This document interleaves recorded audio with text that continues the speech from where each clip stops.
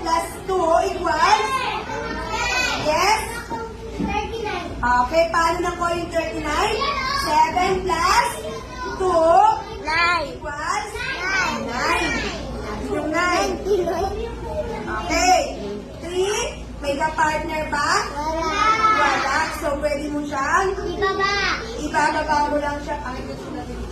Okay, ibababa mo lang yung 3. So, the answer is 39. Okay, next. Tingnan naman dito. Taas lang ang kamay. Ang gustong sasagot ha? 13 plus 14. Ah, yes, may 7. Ang tanong ko, 13 plus 14. Sa utak nyo, sige. 27. Tingnan natin yung paano yung nakuha 27. Ano yung paano mo nakuha ng grammar 27? Ano yun? Kasi yung 1 plus